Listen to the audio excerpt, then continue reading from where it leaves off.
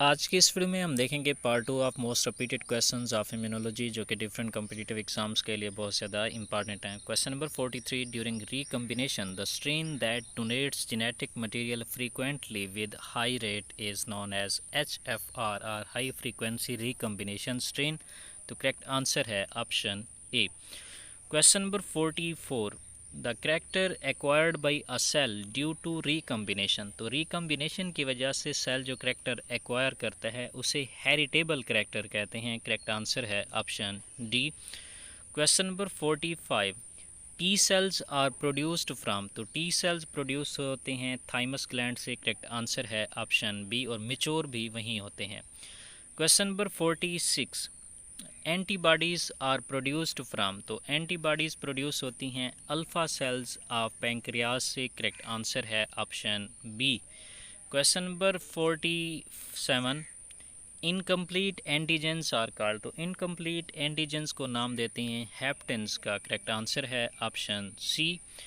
Question number 48, to be a antigen the chemical molecule protein needs. तो एक protein को antigen बनने के लिए हाई मॉलिक्यूलर वेट होना चाहिए, उसकी केमिकल कम्प्लेक्सिटी भी ज़्यादा होनी चाहिए। तो ये दो चीज़ें एक प्रोटीन को एंटीजन बना देती हैं। तो करेक्ट आंसर है option C, both A and B. Next question की तरफ जाने से पहले मेरी आपसे रिक्वेस्ट है कि अगर आपने अभी तक इस चैनल को सब्सक्राइब नहीं किया तो प्लीज़ इस चैनल को सब्सक्राइब कर दें। Question number 49, the parts which filter lymph are. तो lymph nodes basically lymph fluid को फिल्टर करती हैं। तो करेक्ट आंसर है option A. Question number 50, the primary cells involve in immune responses are. तो इम्यून रिस्पॉन्सेज में जो प्राइमरी सेल्स इन्वॉल्व होते हैं वो है लिम्फोसाइट्स। तो करेक्ट आंसर है option C. Question number 51, plasma cells are the end cells of T cells, B cells, killer cell, N K cells. तो करेक्ट आंसर है ऑप्शन बी। बीटा सेल्स जो है वो प्लाज्मा सेल्स प्रोड्यूस करते हैं और ये प्लाज्मा सेल्स एंटीबॉडीज सिक्रेट करते हैं in response to a specific antigen.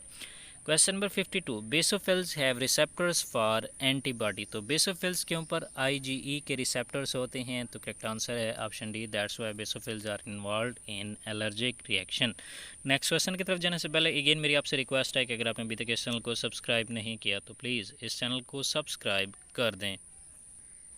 Question number 53, because of the denaturation the antigens becomes functionless these are called. तो जब डिनेचुरेशन की वजह से एंटीजेंस नॉन फंक्शनल या फंक्शनलेस हो जाते हैं तो उन्हें नाम देते हैं हिडन एपिटोप्स का। करेक्ट आंसर है option C. Question number 54, capacity of antigen to be break down into small fragments each with a single epitopic region। कि जब एंटीजन ब्रेक डाउन हो जाते हैं और स्मॉल फ्रैगमेंट्स में चेंज होते हैं, हर फ्रैगमेंट्स पे एक एपिटोपिक रीजन प्रेजेंट होता है, तो इस प्रोसेस को हम नाम देते हैं सोलुबिलिटी का। करेक्ट आंसर है option A. Question number 55, antigenic specificity is due to. तो एंटीजेनिक स्पेसिफिसिटी होती है स्टीरिक कॉन्फ़िगरेशन की वजह से। करेक्ट आंसर है option C. Question number 56, antibodies are. तो बाय नेचर एंटीबॉडीज़ ग्लाइकोप्रोटीन होती हैं। करेक्ट आंसर है option B. Question number 57, general purpose antibodies is. तो IgG जो है वो एक जनरल पर्पस एंटीबॉडी है। करेक्ट आंसर है option B. Question number 58, antibody present in the colostrum. तो colostrum basically first milk secretion products कह सकते हैं जो कि मैमल्स के मेमरी ग्लैंड से रिलीज़ होता है आफ्टर बर्थ। तो इसमें जो अबंडेंट एंटीबॉडी है वो है IgA। Correct answer is option B. Question number 59, which antibody is called millionaire molecule. तो IgM को मिलियनियर मॉलिक्यूल कहते हैं क्योंकि इस एंटीबॉडी का मॉलिक्यूलर वेट 9 लाख से 10 लाख के इन बिटवीन होता है, तो इसे मैक्रोग्लोबिन या मिलियनियर मॉलिक्यूल्स कहते हैं। Question number 60, IgE discovered by. थी IgE को डिस्कवर किया था कमिश्की इशिज़ाका ने और उसकी वाइफ ने। तो करेक्ट आंसर है option A. Question number 61, antigen antibody reaction are. तो antigen antibody reaction reversible irreversible दोनों तरह के हो सकते हैं। तो करेक्ट आंसर है option D, both A and B. Question number 62, serological reaction are used for. तो सीरोलॉजिकल टेस्ट या रिएक्शन यूज़ किए जाते हैं एंटीजेंस की डिटेक्शन के लिए या एंटीबॉडी की डिटेक्शन, दोनों के लिए। तो करेक्ट आंसर है option C, both A and B. Question number 63, for the separation of antigens the method use. तो एंटीजेंस की सेपरेशन के लिए इम्यूनो इलेक्ट्रोफोरेसिस की जाती है। करेक्ट आंसर है option A. Question number 64, counter immuno electrophoresis is useful for the detection of. तो counter electrophoresis के ज़रिए हम एक एंटीजन और एक एंटीबॉडी डिटेक्ट कर सकते हैं। करेक्ट आंसर है option A. Question number 65, when a particular antigen is mixed with antibody in presence of an electrolyte at stable temperature and pH, particles are clumped. This reaction is called agglutination reaction. Correct answer है option B. Question number 66, toxins and viruses can be detected by। तो toxins और viruses को detect करते हैं हम neutralization reaction के through. तो correct answer है option C. Question number 67, which is most antigenic. तो मोस्ट एंटीजेनिक होते हैं एक्सोटॉक्सिन और लेस एंटीजेनिक होते हैं एंडोटॉक्सिन और वायरसेस। तो करेक्ट आंसर है option A. Question number 68, Schick test is used for the detection of. तो शेक टेस्ट बेसिकली यूज़ किया जाता है डिफ्थेरिया के लिए। तो करेक्ट आंसर है option A.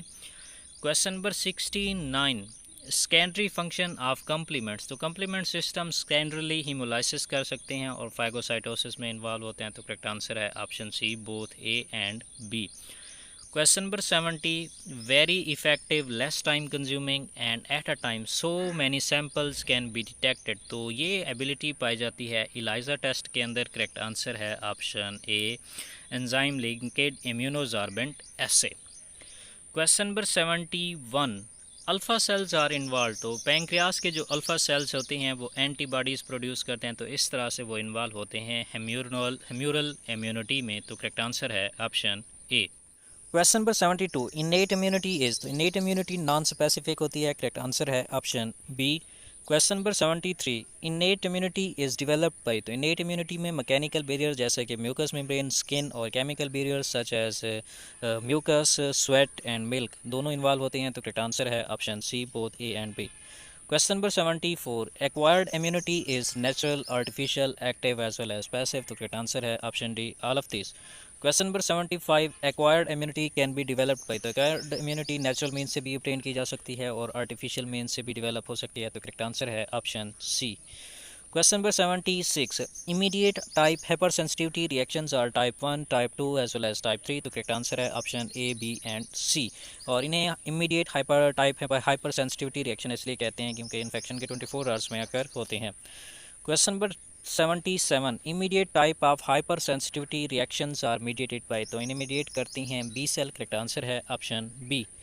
Question number 78, example for cell mediated immunity. तो cell mediated immunity tuberculin type की भी हो सकती है, कंटेक्ट डर्माटाइटिस और ग्रेनुलोमेटोस टाइप की। तो करेक्ट आंसर है option D, all of this. Question number 79, Mantoux reaction is useful for the detection of. तो मोन्टाक्स रिएक्शन या मेंडल मोन्टाक्स रिएक्शन, तो ये यूज़ किया जाता है बेसिकली ट्यूबरकुलोसिस को डिटेक्ट करने के लिए। तो ये टीबी का एक स्क्रीनिंग टेस्ट है। Question number 80, all the antibodies produced from alpha cells are having. तो पैंक्रियास के जो अल्फ़ा सेल्स एंटीबॉडीज़ प्रोड्यूस होती हैं उनमें सिमिलर स्पेसिफिसिटी होती है। तो करेक्ट आंसर है option A. Question number 81, hybridoma formation in hybridoma technique. तो हाइब्रिडोमा के अंदर जो सुप्रीन से एंटीबॉडी प्रोड्यूसिंग बी सेल्स और माइलोमा सेल्स जो कि इमर्टल सेल्स होते हैं, इन दोनों को मिला के हाइब्रिडोमा सेल्स बनाए जाते हैं। तो करेक्ट आंसर है option A. Question number 82, anthrax vaccine is prepared by. तो एंथ्राक्स वैक्सीन के अंदर एटीन्यूएटेड और वीकेंड बेसिलाई यूज़ किए गए। तो करेक्ट आंसर है option A. Question number 83, attenuated oral polio myelitis vaccine is. तो वो है सेबिन वैक्सीन। करेक्ट आंसर है option C. Question number 84, killed polio vaccine is. तो केल्ड पोलियो वैक्सीन में भी सेबन वैक्सीन आती है। करेक्ट आंसर है option A. Question number 85, measle vaccine is given to the children at the age of between 9 months to 10 years। Correct answer है option C. Question number 86, pertussis vaccine. तो pertussis whooping cough को कहते हैं। तो whooping cough vaccine और pertussis vaccine is formalin killed vaccine. तो correct answer है option B.